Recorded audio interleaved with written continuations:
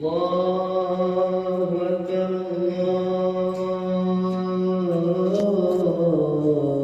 الله أكبر أشهد أن لا إله إلا الله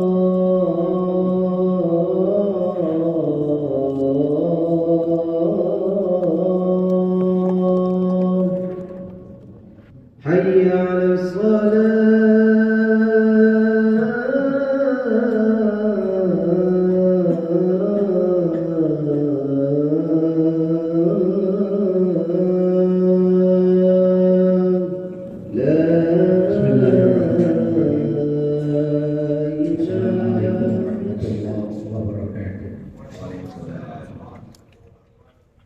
Alhamdulillahilladzi arsala rasulahu bil huda wa dinil haqq liyudhhirahu 'ala dini kullihi wa kafa billahi shahida.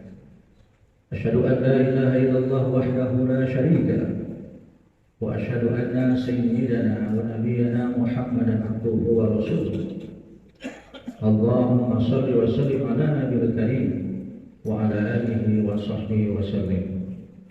Amma ba'du fa ya ibadallah, usikum wa iyaya bitaqwallah wa ta'atihi la'allakum tuflihun.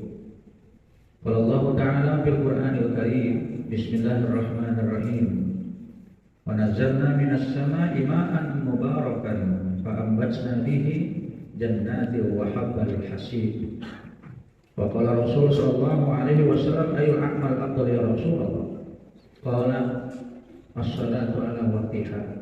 Qala birrul walidain. Qala al-jihad fi sabilillah. Qala atau kama qala Rasulullah sallallahu alaihi wasallam. Ma'asyiral muslimin sidang Jumat rahimakumullah. Ma'asyiral muslimin sidang Jumat yang dikasihi, dirahmati, dan semoga kita yang ada di sini dibahagiakan oleh Allah Subhanahu wa taala. Tentunya kalimat yang sangat pantas saya ingatkan pada siang hari ini adalah kalimat thayyibah. Kalimat yang Allah ajarkan kepada kita saat kita mendapatkan nikmat yang sangat luar biasa, yaitu kalimat syukur alhamdulillah. Sampai saat ini kasih Allah masih menyertai kita, nikmat Allah masih menyertai kita, hingga kemudian pada hari yang sangat mulia kita bisa melaksanakan kewajiban dan menggugurkan kewajiban kita kepada Sang Khaliq Allah Subhanahu wa taala dalam rangka melaksanakan ibadah salat Jumat. Optimislah saudaraku yang dirahmati Allah, bahwa apa yang saat ini kita kerjakan insya Allah Allah akan menerima, karena hal-hal ini merupakan hal-hal yang penuh dengan kebaikan dan Allah sangat suka kepada hamba-hambanya yang berbuat baik. Kita meyakini bahwa apa-apa yang saat ini kita kerjakan ini menjadi nilai tambah kita sebagai bekal pada saat nanti kita kembali kepada Allah Subhanahu wa taala. Salawat beriring salam semoga terlimpah dari Allah kepada junjungan Nabi besar kita Muhammad sallallahu alaihi wasallam. Nabi akhir zaman, tidak ada lagi nabi setelah Nabi Muhammad. Nabi yang senantiasa menjadikan kita berbahagia, karena kita umat yang dibahagiakan oleh Allah Subhanahu wa taala dengan dianugerahkannya seorang nabi kepada kita. Nabi yang berjuang habis-habisan, bukan untuk pribadi dan keluarganya, tapi untuk umatnya. Dan umat yang saat ini diperjuangkan oleh Rasulullah adalah diantaranya kita. Saat Allah memberikan hak prerogatifnya berupa syafaat kepada Rasulullah, maka Rasulullah melanjutkan kepada umatnya. Umat Rasulullah adalah umat yang paling banyak dibandingkan dengan kaum-kaum terdahulu. Kaum terdahulu ada nabinya, ada kaumnya, ada kitabnya. Nabinya wafat, kitabnya terganti, kaumnya pun kemudian berganti pula. Tapi tidak dengan Rasulullah. Rasulnya ada, kitabnya ada, umatnya ada. Rasulnya tidak ada secara fisik, kitabnya masih ada, umatnya masih ada. Maka silaturahim ruhanilah kepada Rasulullah Shallallahu Alaihi Wasallam. Dengan cara apa kita silaturahim ruhani kepada Rasulullah? Dengan cara kita memperbanyak salawat kepada Rasulullah Shallallahu Alaihi Wasallam. Dengan salawat inilah sesungguhnya kita sudah bersilaturahim kepada Rasulullah. Secara jasad Rasulullah telah kembali, tetapi secara ruhani kita masih berhubungan dengan Rasulullah, maka ucapkan kalimat Allahumma shalli ala Sayyidina Muhammad wa ala ali Sayyidina Muhammad. Sering-sering kita silaturahmi kepada Rasulullah, maka Rasulullah akan mengenali kita. Rasulullah akan membanggakan kita di hadapan kaum-kaum terdahulu, karena kita mencintai seorang Nabi yang tidak terlihat tapi terasa ajaran dan sunnahnya, hingga kita menjadi umat yang terbaik di hadapan kaum-kaum terdahulu. Dan yakinlah saudaraku yang dirahmati Allah, bahwa kita yang hadir di sini khususnya umumnya yang berada di mana saja, pada akhirnya akan mendapat syafaatul uzma dari baginda Rasulullah Shallallahu Alaihi Wasallam. Kemudian saudaraku yang dirahmati Allah, saudaraku yang aku banggakan, yang aku cintai, saat ini saya yang bertindak sebagai khatib berwasiat. Wasiat dalam hal ketakwaan, wasiat dalam hal kebersamaan, bahwa kita disatukan oleh Jumat, iya. Bahwa kita disatukan oleh masjid, iya. Dan pada akhirnya kita disatukan oleh iman. Apakah di antara kita yang hadir ini ada yang kita kenal? Iya. Ada juga yang tidak kita kenal. Tapi kemudian kita disatukan oleh Allah dengan ta'aruf iman. Maka orang Islam dengan orang Islam sesungguhnya menjadi saudara sebab karena keimanan. Satu sama lain saling mendoakan. Entah ia berada di mana. Tatkala kemudian dia mengaku Islam dan menjadi status iman, dia adalah saudara kita. Maka layak kalau kemudian kita berdoa, Rabbana ighfir lana wa li ikhwanina alladzina sabaquna bil iman. Dan doa ini Allah ajarkan pula kepada kita. Dengan kalimat ya Allah, ya Tuhan kami, ighfir lana, ampuni dosa-dosa kami. Wa li ikhwanina, dan saudara-saudara kami. Tidak terbatas saudara yang berada di sini, di sana, di mana saja. Saudara yang masih ada, al-ahya minhumul amwat. Begitu juga saudara yang telah berpulang ke rahmatullah, dia adalah saudara kita. Bukankah saat mereka ada, mereka mendoakan kita, saudaraku? Mereka mendoakan kita kepada Allah, yang Allah berikan ketetapan iman dan Islam kepada generasi kami yang akan datang. Maksudnya kita. Dan saat ini giliran kita mendoakan mereka dan mendoakan generasi yang akan datang. Karena generasi yang akan datang juga nanti akan mendoakan kita. Jangan pelit terhadap doa. Karena Allah mengajarkan melalui Rasulullah, perbanyak ud'uni, perbanyaklah doa-doa karena aku sangat dekat kepada kalian. Dan doanya orang-orang mukmin tidak ada yang terbantahkan, semua akan dikabulkan.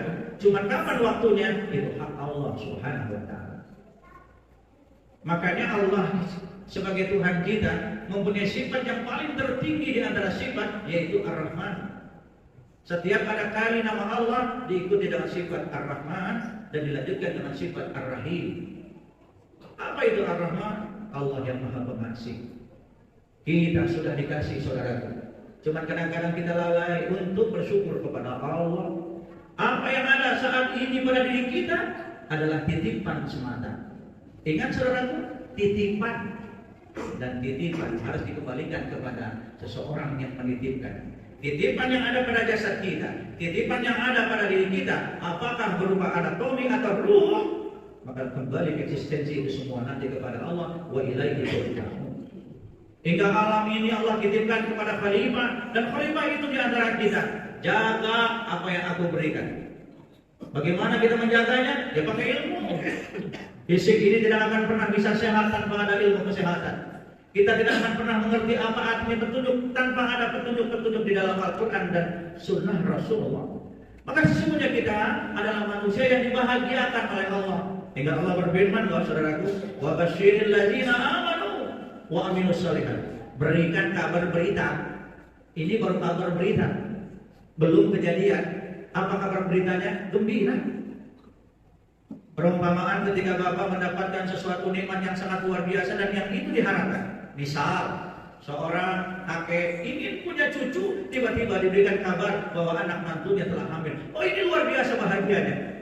Ketika seseorang mendapatkan nikmat yang tadinya divonis katanya sesuatu hal yang tidak bisa disembuhkan, tiba-tiba kemudian bisa disembuhkan dengan izin Allah. Ini nikmat yang sangat luar biasa besarnya buat kita. Kita kadang-kadang lalai, rahimahumullah. Padahal Allah sudah habis-habisan, sudah nitip, jaga. Kita yang kadang-kadang merusaknya. hanya segelintir untuk nafsu belaka. Hingga Allah menurunkan hujan. Dalam beberapa hari ini kita diguyur hujan sangat luar biasa. Banyak di daerah sekitar kita yang terendam banjir, banyak yang terbawa arus, banyak yang kemudian mengakibatkan duka buat mereka. Sementara kita saat ini alhamdulillah tidak kebanjiran. Ada saudara-saudara kita yang saat ini kebanjiran. Padahal jelas saudaraku yang dirahmati Allah, hujan itu tidak membawa musibah, hujan tidak membawa azab.